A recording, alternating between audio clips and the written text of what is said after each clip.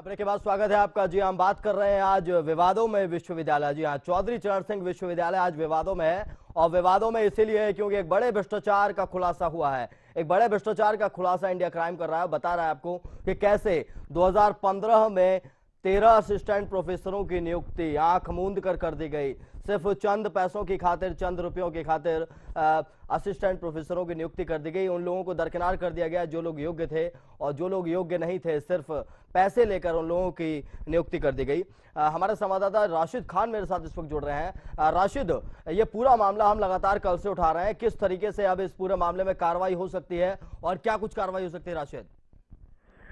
बिल्कुल नकुल, मैं आपको बता दूं, इस मसले पे हमारे चौधरी चरण सिंह विश्वविद्यालय के वीसी से बात हुई थी, तो उन्होंने आश्वासन दिया है कि इस पे कार्रवाई जरूर होगी क्योंकि बड़ा घोटाला है।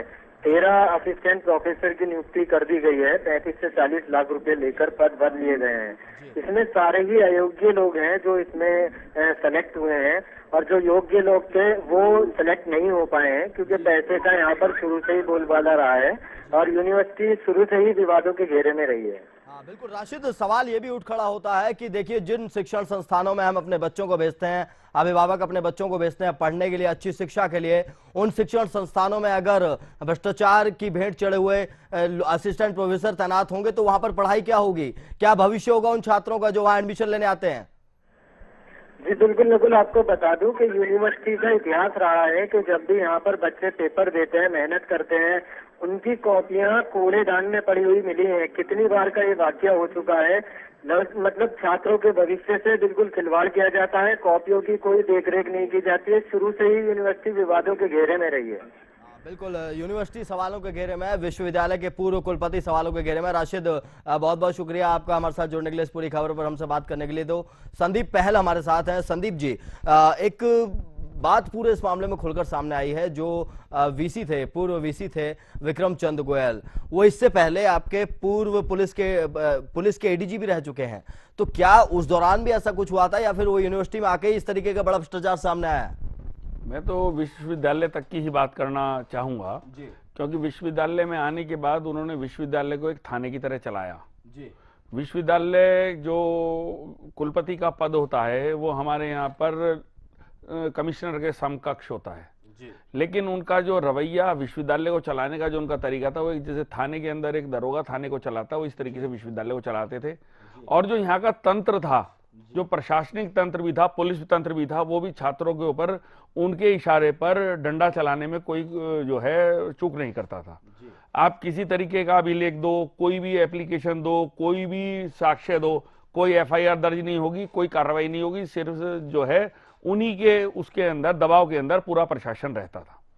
जहां तक कि जो एलआईयू की भी अगर हम बात करेंगे तो सबने के सबने उन्हीं का साथ दिया। सबने भ्रष्टाचार को किसी ने खोलने का काम नहीं किया उसमें आकर। हाँ बिल्कुल संदीप जी, सवाल ये भी उठ खड़ा होता है कि अगर जब ये नियुक्तियां हो रही थी, क्या इसकी सूचना और तमाम लोगों को नहीं थी? जो अंदर के अधिकारी थे, अगर हम बात करें जिम्मेदारी की, भ्रष्टाचार को लेकर जिम्मेदारी की, मान लीजिए अगर एक घर का मुखिया है, एक कुलपति अगर भ्रष्टाचार कर रहा है, तो उसके नीचे के जो अधिकारी थे वो भी उसमें संलिप्त होते चले गए। क्या उनकी जिम्मेदारी नहीं बनती थी एक आम नागरिक होने के नाते, एक देश का नागरिक होने के नाते, एक शिक्षण संस्थान का हिस्सा होने के नाते, कि वो इस भ्रष्टाचार का हिस्सा ना बनते?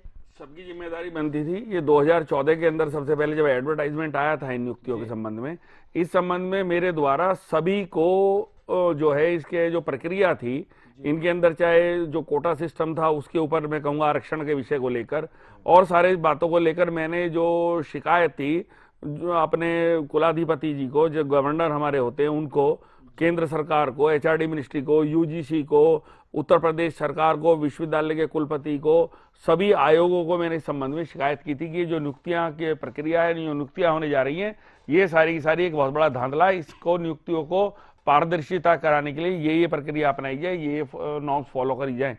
लेकिन 2014 से लेकर 2015 तक उनके अंदर कोई कार्रवाई नहीं की गई। एपीआई स्कोर के संबंध में मैंने पहले ही 2014 में कह दिया था और उनको दे दिया था मैंने हिमाचल यूनिवर्सिटी का और लखनऊ यूनिवर्सिटी का, कि इनके अंदर किस तरीके से एपीआई जो है हमारे उसके ऊपर डाला जा रहा है वेबसाइट के ऊपर, लेकिन इन्होंने कोई बात नहीं मानी क्योंकि इन सबको पैसा कमाना था। बिल्कुल बिल्कुल, आपकी बात भी नहीं मानी गई उस दौरान जब आपने इस सबकी शिकायत की। दीपक के पास चलेंगे। दीपक, पारदर्शिता की बहुत ज्यादा जरूरत है। पारदर्शिता आखिरकार कैसे लाई जाए इस सिस्टम में? क्योंकि अगर हमारा शिक्षा का सिस्टम ही अगर भ्रष्ट होता चला जाएगा तो हम आने वाली पीढ़ियों को अच्छे तरीके से शिक्षित नहीं कर पाएंगे।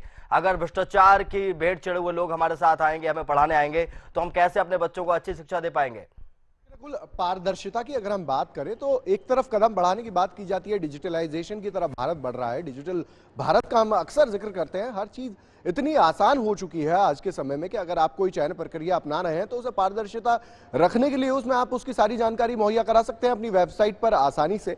एक बड़ा नेटवर्क है चौधरी चरण सिंह यूनिवर्सिटी की वेबसाइट का भी, हर चीज उस पर अपलोडेड होती है। अगर ईपीआई भी होता उस पर तो जरूर इस पूरे मामले में भी, जिस तरीके से अभी संदीप जी ने जिक्र किया कि लखनऊ यूनिवर्सिटी, हिमाचल यूनिवर्सिटी की तर्ज पर अगर ये सारा मामला हुआ होता तो ना होता। मगर रकुल, अब इस मामले का जब खुलासा हुआ, मामला पूरा निकलकर सामने आया, तो एक जो नियुक्ति थी 13 में से वो रद्द कर दी गई, उन्हें हटा दिया गया, मगर 12 नियुक्तियां अभी भी भरी हुई हैं। अब अगर इस मामले की जांच आगे जाएगी, राजभवन से हालांकि ये फैसला आ गया था जिसके बाद वो 13वीं जो नियुक्ति थी उसे रोक दिया गया।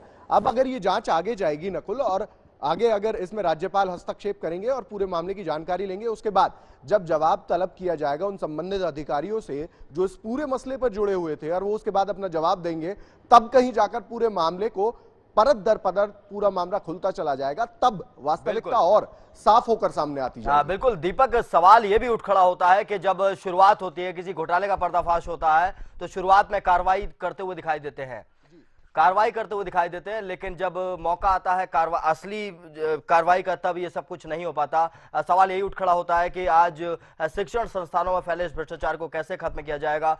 दीपक, आपका बहुत बहुत शुक्रिया हमारे साथ जुड़ने के लिए। संदीप जी, आपका भी बहुत बहुत शुक्रिया हमारे साथ जुड़ने के लिए। समय की कमी है लेकिन हमें चलना होगा, लेकिन सवाल ये इंडिया क्राइम लगातार पूछता रहेगा। देखिए, सबसे बड़ी चीज जरूरत है जागरूक होने की। जागरूक हमें होना पड़ेगा। अगर कोई हमसे बड़े पद पर बैठा भ्रष्टाचार कर रहा है तो हमें उसे रोकना होगा, हमें अपनी जिम्मेदारी समझनी होगी, तब जाकर हम इस भ्रष्टाचार को खत्म कर पाएंगे। आज मेरे साथ विशेष में इतना ही। देश और दुनिया की तमाम खबरों के लिए आप देखते रहिए इंडिया क्राइम। नमस्कार।